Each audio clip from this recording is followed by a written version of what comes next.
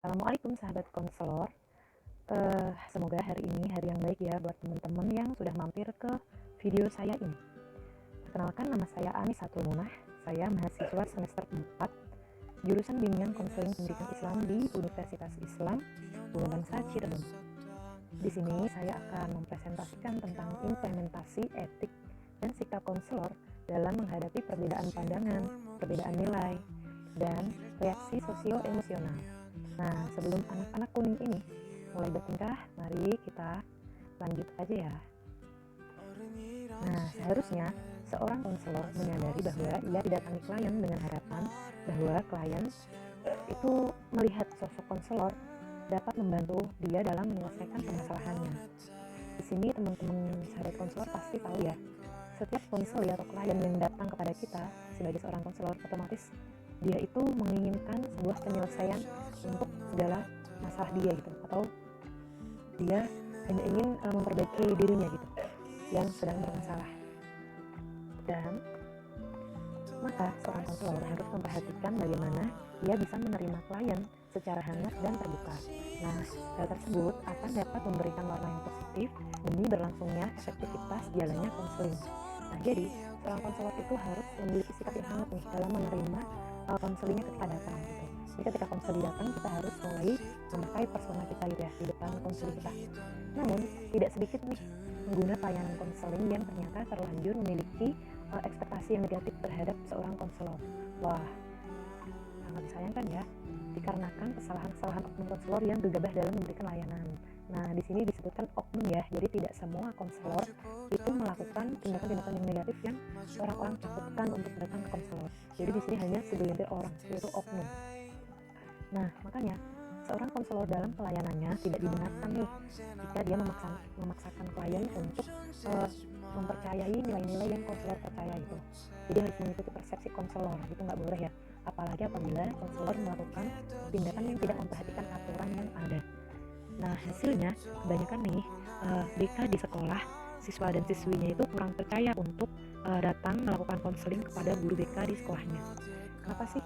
Alasan mereka kebanyakan mereka khawatir privasinya itu bisa diketahui oleh orang lain. Wajar ya, usia anak di sekolah hingga remaja, bahkan sampai akhir SMA, mereka itu masih mengkhawatirkan untuk datang ke konseling gitu ya, untuk melakukan konseling gitu, karena saking takutnya privasinya terbuka. Karena kan kita tahu sendiri masalah anak-anak remaja itu sangat kompleks ya. Bahkan terdapat beberapa malpraktik nih yang dilakukan oleh oknum guru BK juga di sekolah. Nah, ini nih yang bikin anak-anak remaja itu takut dengan konselor di sekolahnya atau takut untuk konseling. Nah, hal-hal seperti itu tadi yang menjadikan perhatian bagi banyak kalangan, terutama sangat disayangkan ya atas kasus-kasus yang seharusnya tidak perlu terjadi di dalam pelayanan BK di sekolah gitu ya. Kalau BK di sekolah udah bermasalah, lalu anak-anak harus lari kemana gitu ya, sedangkan anak-anak itu masalahnya sangat banyak gitu ya dan beragam. Nah, adanya gejala-gejala tadi, maka terlihat jelas bahwa konselor itu harus jeli dan taat asas dalam melaksanakan tugasnya. Dan sebagai profesional konselor juga, konselor dituntut untuk memiliki kompetensi yang didasari etika dalam memberikan pelayanan yang selanjutnya disebut dengan kode etik gitu ya.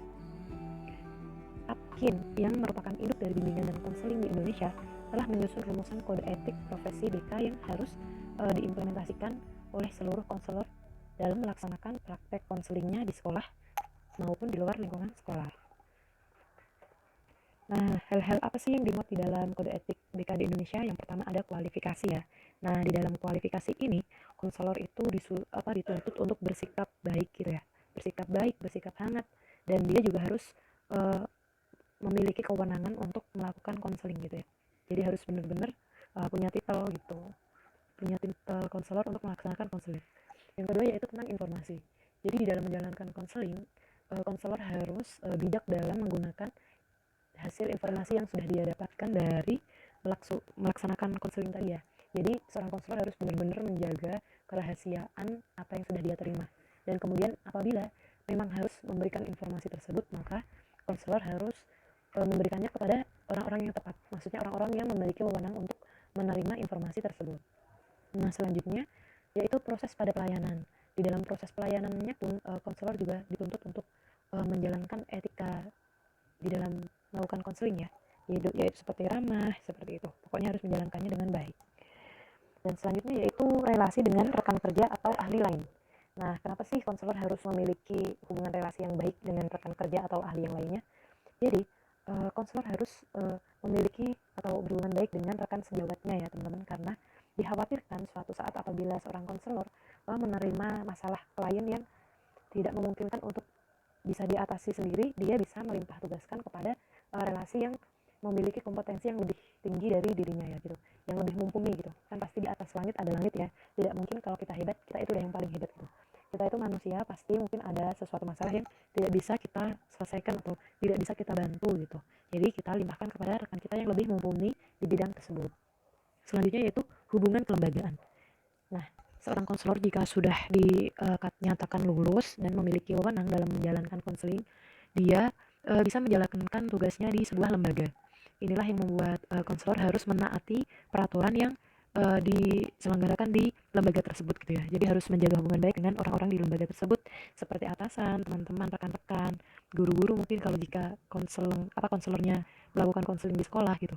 Jadi harus memiliki hubungan yang baik gitu. Kemudian ada praktik mandiri dan melaporkan laporannya kepada pihak lain. Nah, jikapun konselor ini membuka praktik mandiri, dia juga tetap memiliki kewajiban untuk melaporkan laporannya kepada pihak yang berwenang gitu ya. Jadi tetap tidak boleh keluar dari kode etik seorang konselor. Yang selanjutnya itu profesi yang dipatuhi. Nah, profesi yang dipatuhi ini yaitu di dalam keprofesian otomatis ada sanksi pelanggaran. Jadi ada tata tertib di dalam kode etik tersebut gitu. Apabila seorang konselor melakukan pelanggaran, maka dia akan menerima hukuman dari kode etik tersebut.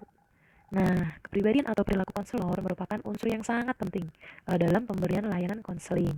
Pengetahuan dan keterampilan saja tidak cukup untuk dimiliki oleh konselor dalam menjalankan konseling nih, teman-teman. Jadi yang paling penting di sini adalah kepribadian konselor gitu. Hal ini karena di dalam melakukan pelayanan, pengetahuan, keterampilan, dan pengalaman dan kualitas kepribadian konselor itu sangat berpengaruh terhadap efektivitas jalannya layanan konseling yang diberikan oleh konselor. Selanjutnya ada sikap konselor, yaitu yang pertama membuat kondusif pada suasana konseling serta memiliki hubungan yang baik dengan klien atau konseli. Kemudian bersikap objektif terhadap klien. Jadi konselor itu harus bersikap objektif ya teman-teman. Maksudnya di sini adalah konselor harus tidak bergeming gitu, tidak mudah terpengaruh oleh hal-hal yang selain fakta yang dikeluarkan oleh klien gitu. Yang selanjutnya yaitu konselor harus mencari tahu hal-hal yang dapat menyebabkan permasalahan psikologis baik yang terjadi di masa dahulu maupun sekarang. Jadi ketika klien datang atau sebelum klien datang, kita harus mencari tahu nih sebanyak-banyaknya permasalahan yang dihadapi atau pernah dihadapi oleh klien tersebut. Yang keempat yaitu konselor harus memberikan solusi yang dia pahami atau yang dapat klien pahami gitu ya. Jadi jangan memberikan solusi yang sulit gitu. Kita harus memberikan hal yang semudah mungkin untuk klien gitu agar dia bisa keluar dari masalahnya sendiri. Yang kelima yaitu konseling memiliki cara untuk mengatasi perbuatan yang kurang tepat. Nah, jadi di dalam konseling, konselor ini harus memiliki cara bagaimana agar klien itu mengatasi perbuatannya yang kurang tepat gitu. Selanjutnya yaitu konselor harus memberikan pemikiran yang baik di dalam keseharian klien.